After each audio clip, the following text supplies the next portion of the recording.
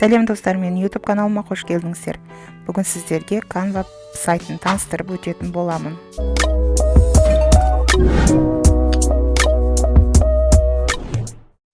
Бұл сайтты телефонмен де, компьютермен де қолдануға өте ыңғайлы. Тіркеліп алған жағдайда екі құрылғымен де қолданған заттарыңыз сақталып тұра береді.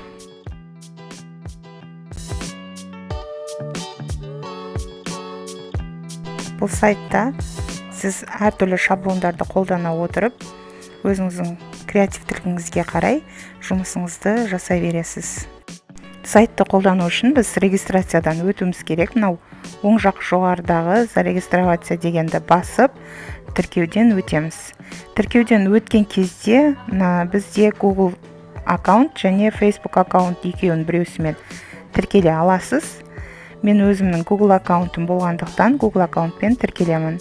Сіз Facebookпен немесе өзіңіздің Google аккаунтыңызбен тіркелуіңізге болады. Мінекей мынау менің Google аккаунтым, осы бойынша мен тіркеліп қойғанмын алдын ала. Сол үшін осы аккаунтты басып, тікелей кіріп жұмысымды жасай беремін. Мінекей өзімнің аккаунтыма кірдім.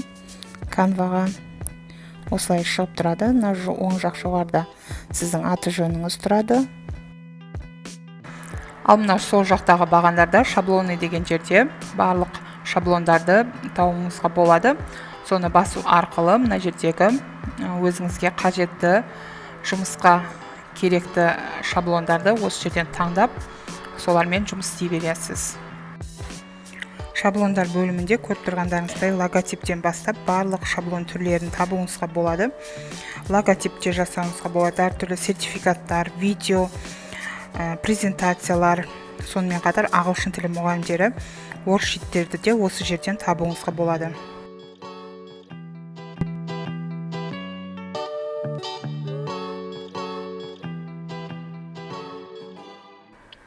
Мына жерде поиск шаблонов деген жерге өзіңізге қажетті шаблонды жазып іздей бересіз. Мысалы, біз қазір воркшитті басып көрейік. Ағылшын тілі мұғалімдеріне қандай воркшиттер бар екенін осы жерден табуыңызға болады.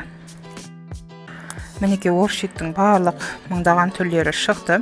Бұл жерде сіз воркшиттерді өзіңіздің дәл осылай қабылдап оқушыларыңызға қолдана аласыз, немесе кейбір жерлерін өзіңіздің қалауыңыз бойынша өзгертіп алсаңыз да болады.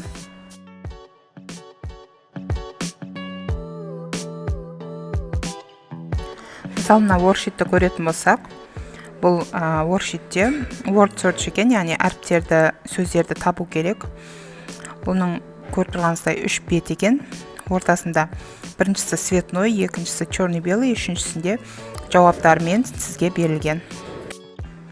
Бұл воркшитті сіз өзіңіздің қалауыңыз бойынша мына жердегі жазуларын, суреттерін өзгерте аласыз. Қосымша суреттер қоса аласыз, немесе өзіңіздің аты жөніңізді, өзіңіздің креативтілігіңізді барлығын қосып жұмыс істей бересіз.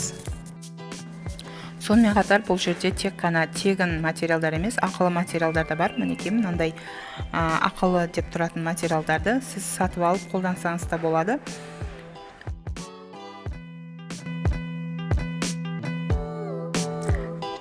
Жалпы Canva сайтын қолдану өте оңай, қарапайым сайт болып табылады.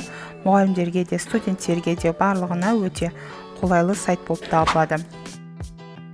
Ендігі видеода сіздермен бірге Canva сайтында презентация жасауды үйренетін боламыз. Осы жерге дейін көргеніңіз үшін рахмет. Мені қолдап, лайк басып, комментарий жазып отырсаңыз.